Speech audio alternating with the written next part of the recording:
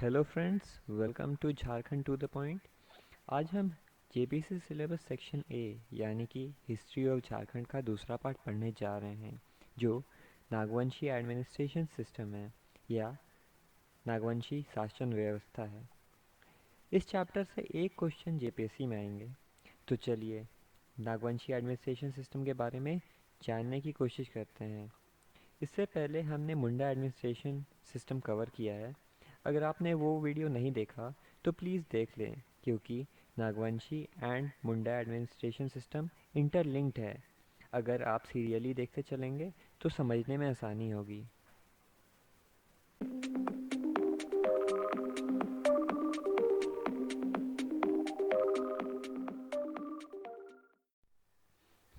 तो चलिए हम आगे बढ़ते हैं।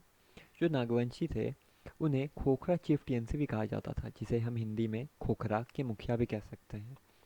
जो डायनेस्टी था वो फर्स्ट सेंचुरी में इस्टेब्लिश हुआ था बाय फनी मुकुट राय। एग्जैक्ट ईयर कई जगहों में 64 लिखा हुआ है और कई जगह में 83। सो अकॉर्डिंग टू क्वेश्चन, जैसे ही भी आपके पास ऑप्शन आए उसके अकॉर्डिंग आप ऑप्शन टिक कर सकते हैं। उनकी शादी, जो फनी मुकुट राय है, उनकी शादी पंचेत के एक राजपूत फैमिली में हुई थी। फनी मुकुट राय का कैपिटल सुतियाम्बे में था। ये जो डायनेस्टी थी अराउंड 1950 ईयर्स तक चली। तो उनका कैपिटल एक जगह कहीं फिक्स नहीं था। उनका कैपिटल समय समय पर चेंज होता गया। जैसे कि प्रताप राय आए, उन्होंने सुतियाम्बे से अपना कैपिटल हटा के चुटिया में शिफ्ट किया। उसके बाद जब भीमकर्ण आए तो उन्होंने चुटिया से अपना कैपिटल खुखड़ा में शिफ्ट किया। वैसे ही दुर्जन साल आए, उन्होंने खुखड़ा से दोईसा शिफ्ट किया। फिर यदुनाथ शाह आए, उन्होंने अपना कैपिटल दोईसा से पालकोट में शिफ्ट किया। फिर आखिर में उनका लास्ट कैपिटल था रातूगढ़। और वो कब शिफ्ट हुआ? जब उदयनाथ शाहदेव वहाँ के राजा थे। इनके लास्ट किंग चिंतामणि शरणनाथ शाहदेव थे, जिनका डेथ 2014 में हुआ, 2014 में। और इसी के साथ जो नागवंशी डायनेस्टी थी उसका एंड होता है आफ्टर 1950 ईयर्स।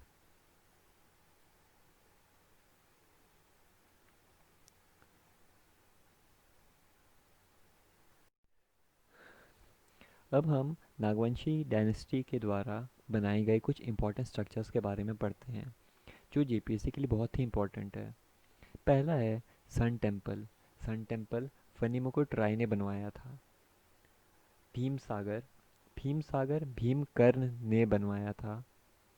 नवरत्नगढ़ फोर्ट दुर्जन साल ने बनवाया था। ये 5 स्टोरी बिल्डिंग है और ये गुमला डिस्ट्रिक्ट के अंदर में पाया जाता है। तीसरा है हापा मुनि टेम्पल और महामाया टेम्पल। ये भी गुमला के अंदर में पाया जाता है। इसे बनवाया था 22nd king of Naga dynasty, जिनका नाम था गजघट राय। इसी मंदिर में राजा शिवदास कर्ण ने लॉर्ड विष्णु का मूर्ति स्थापित किया था।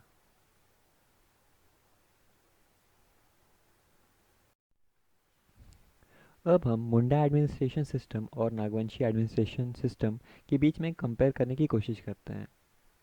जैसे कि हमने लास्ट वीडियो में देखा था कि मुंडा एडमिनिस्ट्रेशन सिस्टम के लास्ट किंग का नाम था मदुरा मुंडा और नागवंशी एडमिनिस्ट्रेशन सिस्टम के फर्स्ट रूलर का नाम था फनी मुकुट राय। बेसिकली ये मुंडा एडमिनिस्ट्रेशन सिस्टम, जो 4 टियर सिस्टम था, वो शिफ्ट हो जाता है नागवंशी एडमिनिस्ट्रेशन सिस्टम में। सिंस जो मुंडा एडमिनिस्ट्रेशन सिस्टम था उससे ही नागवंशी एडमिनिस्ट्रेशन सिस्टम बना था। तो फनी मुकुट राय ने जो मुंडा एडमिनिस्ट्रेशन सिस्टम की जो सिस्टम चलती थी उसे ही आगे लेकर गए। पर इसमें कुछ चेंजेस थे। जैसे मुंडा एडमिनिस्ट्रेशन सिस्टम 4 टियर सिस्टम था, पर नागवंशी एडमिनिस्ट्रेशन सिस्टम 3 टियर था। 3 टियर कैसे, वो हम देखते हैं। जैसे मुंडा एडमिनिस्ट्रेशन सिस्टम में सबसे पहले क्या होता था, विलेज लेवल पे हाथू होता था जिसे हेड करता था महतो। उसके बाद आता था, जब 12 गांव मिलते थे तो बनता था पट्टी जिसे हेड करते थे मानकी। 12 से ज़्यादा गांव होते थे तो पढ़ा बनता था, उसे हेड करते थे पढ़ा राजा। और सबसे हेड होते थे राज, और उसे हेड करते थे राज सरदार। पर नागवंशी एडमिनिस्ट्रेशन सिस्टम में पट्टी नहीं होता है, और जो पढ़ा राजा होते थे पढ़ा के अंदर में, उसके जगह में मानकी आ जाते हैं। तो आप कंपेयर करके देख सकते हैं, हाथू को कौन हेड करता है, महतो। पढ़ा को हेड कौन करता है, मानकी। और राज को कौन हेड करता है, राजा या सरदार।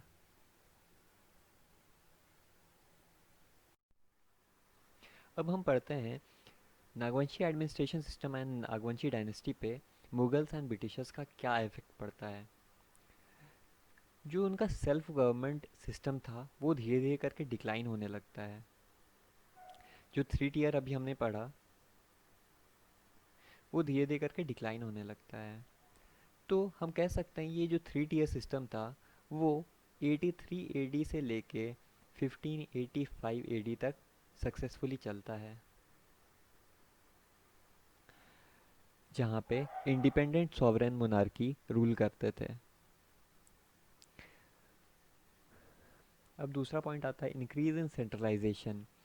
अब जितने भी इनको ऑर्डर्स मिलने लगे वो ऊपर से मिलने लगे। ऊपर से मिले हुए ऑर्डर्स को इन्हें फॉलो करना पड़ता था। जो यहाँ के छोटा नागपुर के जो राजा हुआ करते थे उन्हें ब्रिटिशर्स जो भी ऑर्डर देते थे या मुगल्स जो भी ऑर्डर देते थे उन्हें उसे फॉलो करना पड़ता था। अब तीसरे पॉइंट में आते हैं, एक्सप्लॉयटेशन थ्रू हाई टैक्सेशन। जैसे ही मुगल्स एंड ब्रिटिशर्स आए उन्होंने हाई टैक्सेशन लगाना शुरू कर दिया और एक्सप्लॉइट करना शुरू कर दिया इन्हें। अगर वो टैक्स नहीं दे पाते थे तो उनको सज़ा होती थी, उनको पनिशमेंट होती थी। ये जो फोर्थ पॉइंट है वही है, पनिशमेंट होती थी उन्हें अगर वो ऊपर से दिए हुए ऑर्डर्स को फॉलो नहीं करते थे तो।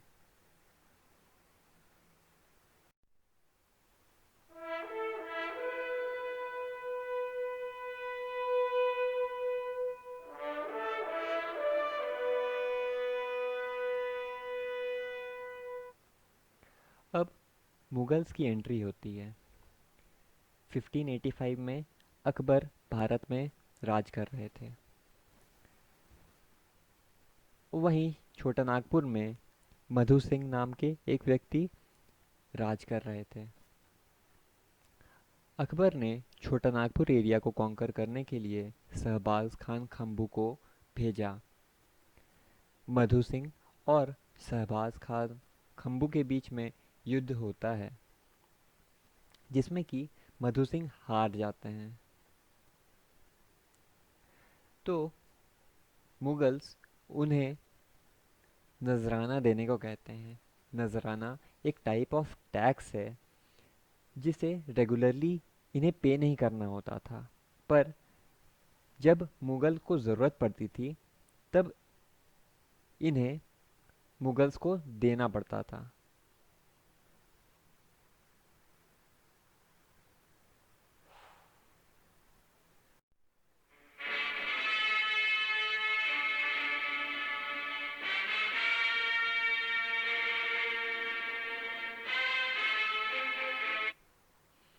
अब अकबर के बाद जहांगीर का पीरियड आता है। जहांगीर भारत में रूल कर रहे थे। 1615 की बात है। छोटा नागपुर में तब दुर्जन साल रूल कर रहे थे।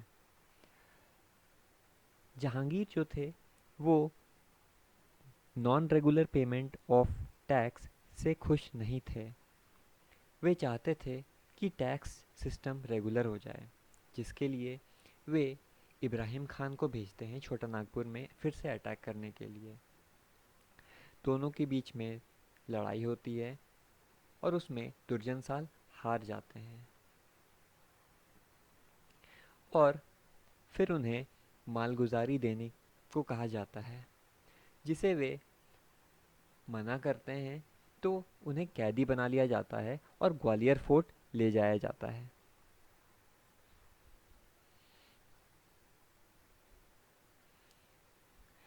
फिर 1627 में उन्हें रिलीज़ किया जाता है, इस शर्त में कि वो 6,000 रुपये हर साल देंगे।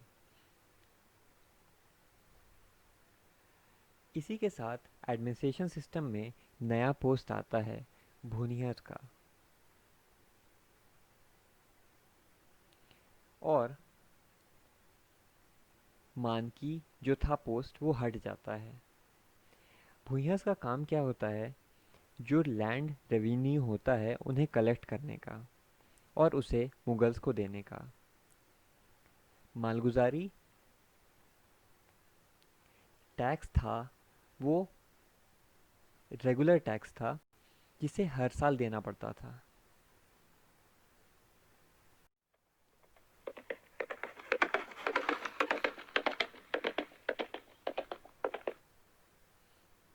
So after battle of Buxar 1764 में ब्रिटिश ईस्ट इंडिया कंपनी को दीवानी राइट मिल जाता है।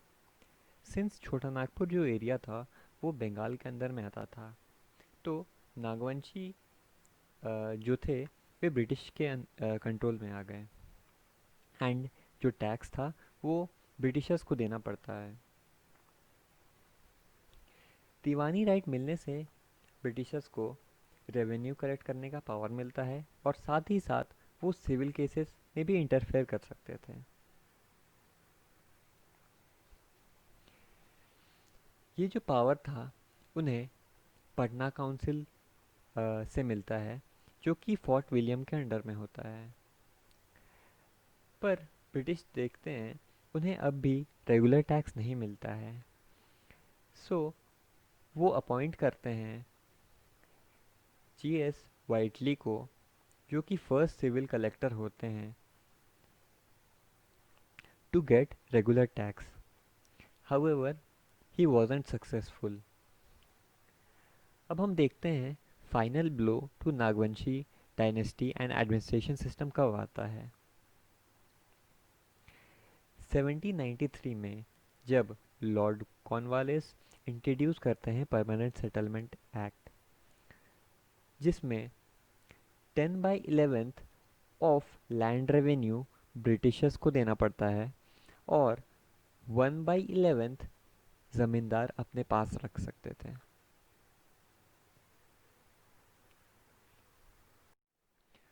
अब धीरे धीरे क्या होता है, पहले जो ज़मींदार का एक अलग पोस्ट होता था किंग के अंडर में, अब क्या होता है ये जो पोस्ट है वो ख़त्म हो जाता है धीरे धीरे, और जो किंग था वो अब ज़मींदार बन जाता है। उन्हें ही अब टैक्स कलेक्ट करना पड़ता है और उसे ब्रिटिशर्स को देना पड़ता है। तो हम देख सकते हैं धीरे धीरे करके कैसे जो नाग का जो एडमिनिस्ट्रेशन सिस्टम था वो कैसे डिस्टर्ब एंड डिस्ट्रॉय हो गया। Thanks for watching our video. Hope आपको ये वीडियो अच्छा लगा हो। इसी तरह के और वीडियोस के लिए please do like and subscribe our channel and don't forget to check out multiple choice question of Nagvanshi administration system, जो कि मैं अपलोड कर दूंगा। Till then take care, bye bye and have a nice day.